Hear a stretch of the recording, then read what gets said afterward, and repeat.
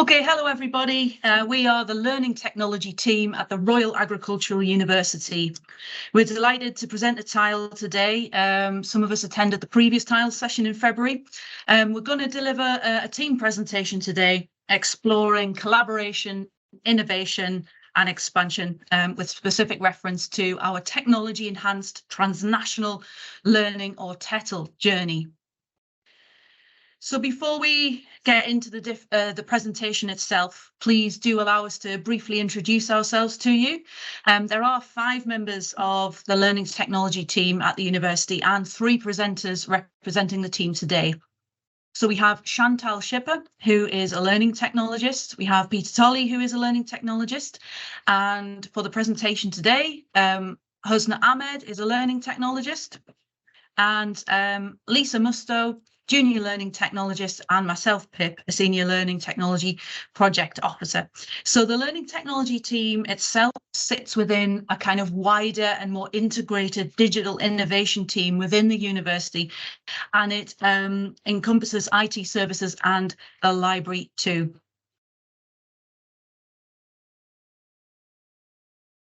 Thanks, Pip. Hello, everyone.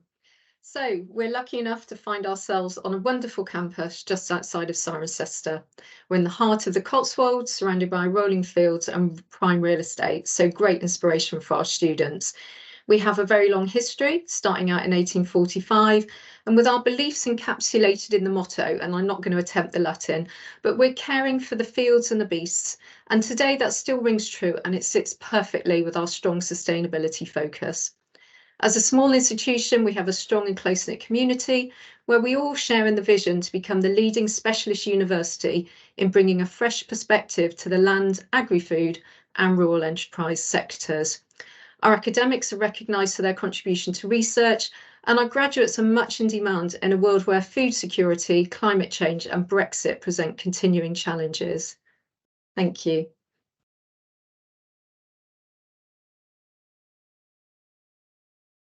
Thank you, Pip. So the Royal Agricultural University, like most UK higher education institutes, acknowledges the significance of developing its transnational engagements beyond the obvious economic returns and expanding its global reach, but to also mitigate student mobility barriers. We have seen the havoc the pandemic brought, to also widen participation and strengthen professional and technical knowledge transfer channels. You see at the table before you, it shows the list of our T&E partners and projects, and we will expand on the diverse mix of partnerships we have as we go through the session. Thank you.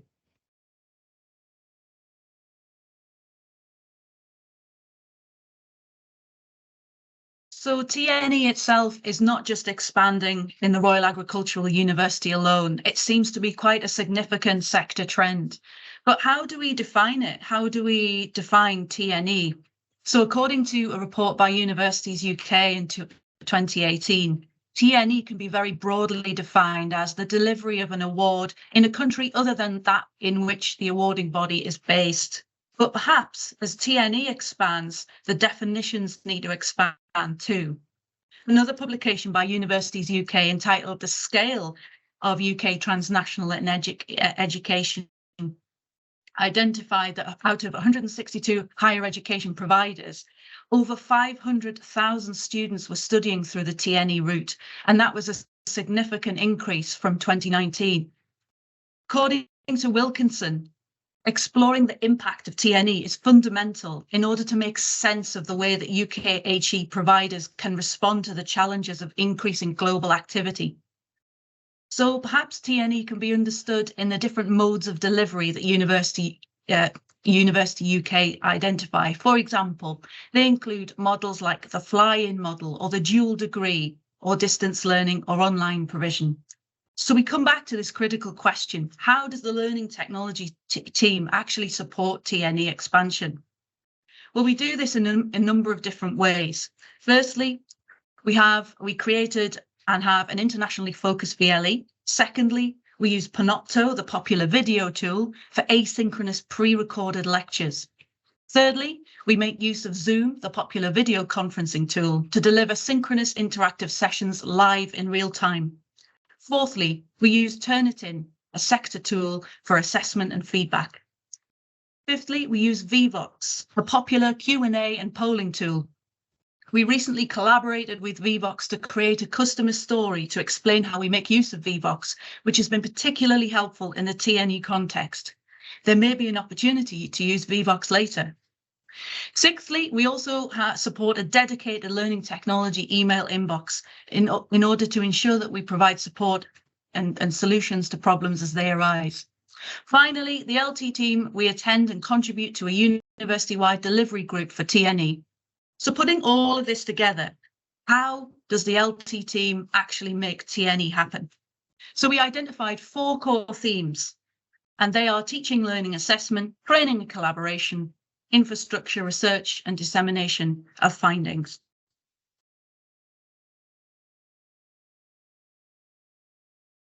So me again, and I'm going to start with a tip. There's a collaboration opportunity on the next slide, so get your mobiles ready. So to introduce our Tech tips, in a nutshell, they started at the RAU as weekly emails to our academics to help them get the best use and the best learning out of our technology tools, hence TEL, Technology Enhanced Learning Tips.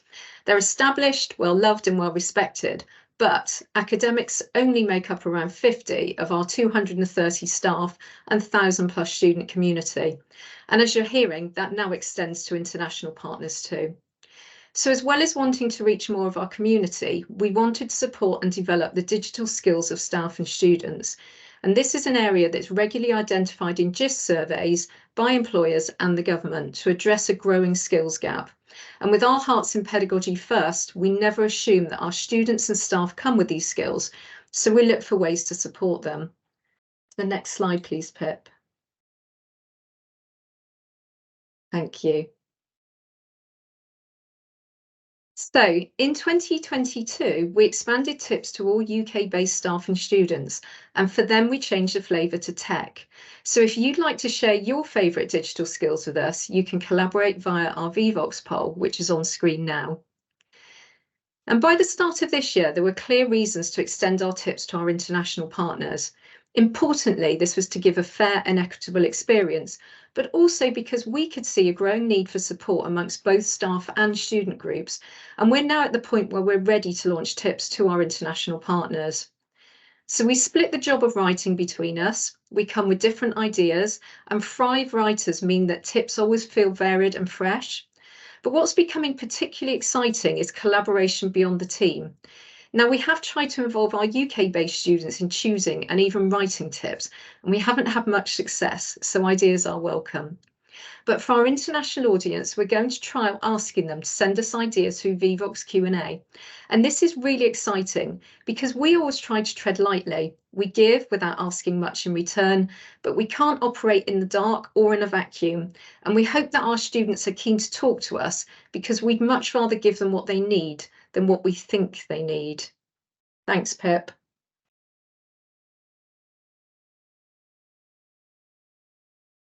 So we support a long-standing TNE project at Shandong Agricultural University, or SDAU for short.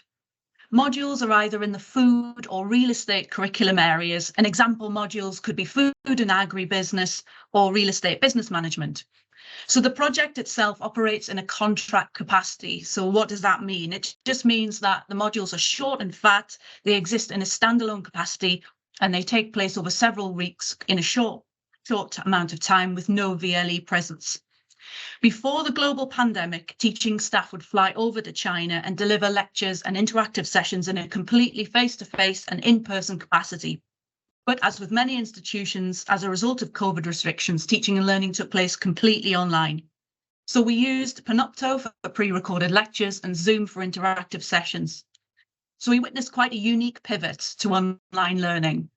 Transnational online pivot from pedagogy to pandemigogy. We are now going back to hybrid and face-to-face teaching, so it feels like we've gone full circle.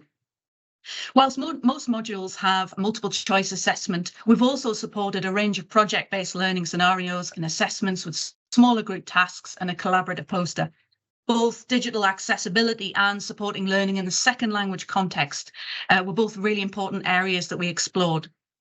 So in terms of innovation and collaboration, a range of action research projects were carried out exploring topics such as online reading, managing uncertainty, and social annotation.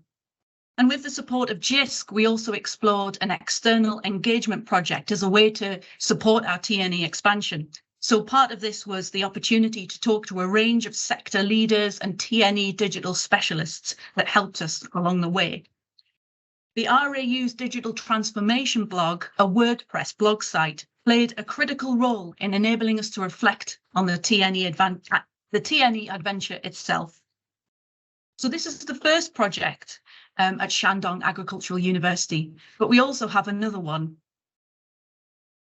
The second project at this university is a double or dual degree project, and it was set up quite recently in 2022. Unlike the previous project, students do have access to an international VLE, and the curriculum area involves things like real estate and environmental resources. So thinking about innovation and collaboration then, this project draws on the teaching model developed by the team to support a project at a different university called Qingdao Agricultural University, which will be explored in further detail in the next 2 slides. But it's on a smaller scale with 2 modules running per semester. So it's possible to adapt this model to suit the needs of this particular project.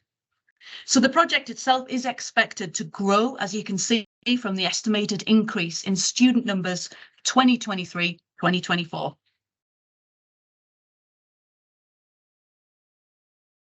Thanks, Pip. So the next partner in line is Qingdao Agriculture University, or QAU for short. And this is our joint institute partner. It was established in 2020, and currently we have 4 double degree programs being run, with both institutions contributing to the teaching, learning and assessments. And the students gain the double degree awards upon completion. We currently have 780 students with an expected addition of 280 by September 2023. But in addition to that, we will also be having 4 new master's programs to be launched again in September 2023. Next slide, please.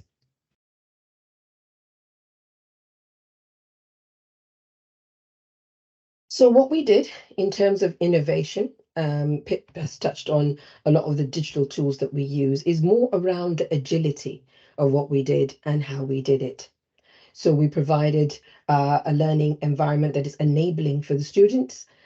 We designed and put together the module template that supports the blended teaching model that we use.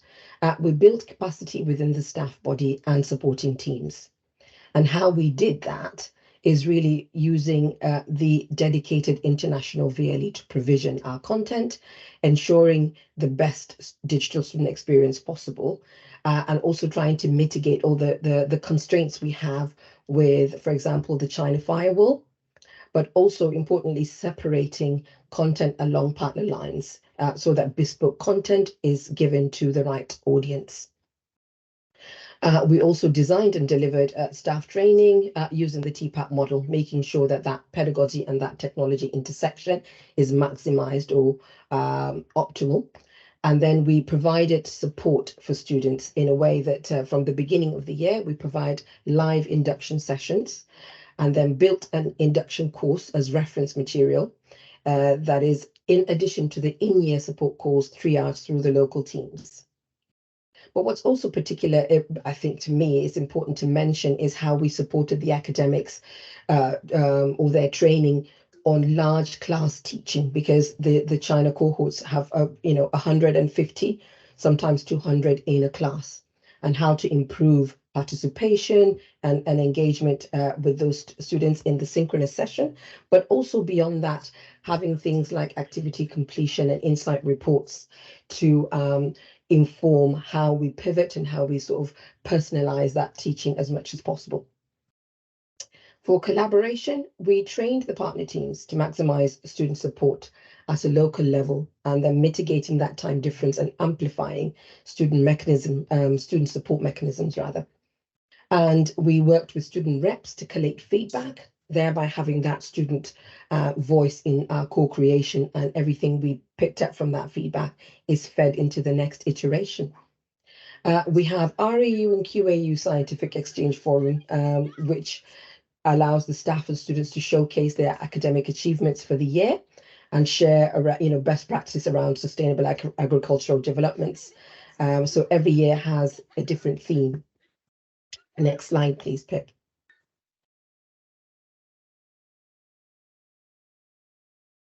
Thank you. So we have International Agriculture University, IAU for short, and this is our newest partner.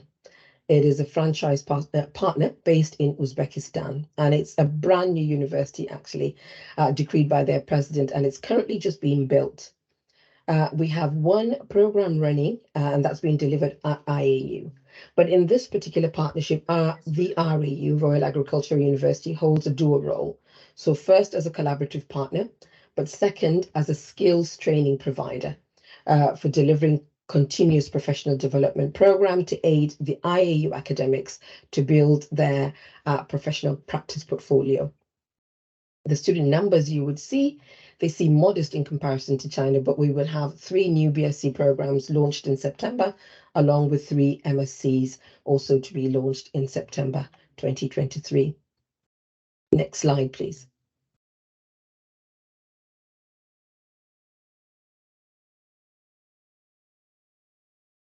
Thank you. So for innovation, we didn't reinvent the wheel. We optimized, we aligned our operating model where possible with what you've seen or as I presented for Qingdao, and pivoted where we needed to. Again, we provided the learning environment that will support the students' learning experience. And then, well, in addition to that, we set up the modules pages, but this is in keeping with the UK provision, because the IAU sort of mode of delivery is trying to mirror the UK provision. We also then designed and delivered the academic staff CPD, built on the framework of the UK professional skills framework for that, the IAU staff sort of build on their teaching portfolio or professional skills. And how we did that, again, keeping consistent where possible, is using the international VLE to provision the content for teaching and learning for our partner. But what we did here, in addition to that, is provide exemplar modules for our AU staff so that they could see the different assessment types. And, we could walk through the training and showing them the internal and external moderation activities and all of that as part of their training offering. And then, of course, we had intensive training sessions with them, residentials and online, further promoting, doing the CPD training, as I've mentioned earlier. So the support for student is consistent with what we did with Qingdao at the beginning of the year, providing that induction and also having that bespoke content as a reference point. However, we always make sure that the content is separate and unique to each partner, particularly around e-resource access, because what's available for Uzbekistan may not necessarily be available in China. So for collaboration, we launched a project called COIL, or Collaborative Online International Learning, and that's our pilot project. And we used a module that's both being taught at RAU here in the UK and over at Uzbekistan. And the collaboration, included virtual exchanges, and there will be a summative assessment that both cohorts of students will partake and do it as a collective entity. We have an academic forum as well set up to promote research links and further support the academics with, having nominal module leaders in place here to support them in their teaching practice.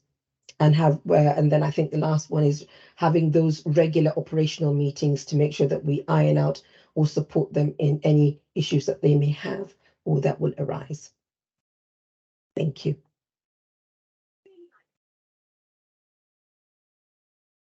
Thanks, Pip. So this expansion, future expansion, is such new news that we had to check we could actually share it with you, but we can. And we're really excited that talks are now well underway with Jiangnan University in China and Sharjah University in the UAE to offer new programs. And with Sharjah, this will also be in collaboration with the University of Bristol. So we're going to be building on established and successful models of international collaboration, and we're very much welcoming the opportunity to work with another UK-based university. So this one at the moment is really watch this space, and we're currently looking forward to meeting the teams involved and taking our new partnerships forward. Thank you, Pip. So in terms of bringing all the threads of our TNE activity together, we hope that as a team we've been able to provide a robust and thorough picture of how we've explored both innovative and collaborative approaches to TNE expansion through the learning technology lens at the Royal Agricultural University. So whilst we're a very small university, we believe that we have as a team created significant impact with particular focus on TNE since 2020. And we believe that those 4 thematic areas provide a taxonomy of how innovation and collaboration have enabled us to create success and deliver global impact. So I think it's worth mentioning that in 2022, Mittelmeier, Lohmer, Lim, Cockayne and Plona argued that whilst universities continue to learn about new ways of creating intercultural learning space, they still struggle to address its many limits. So expanding ethically is a critical priority, and acknowledging limitations and being more than just a Zoom university. These are really important.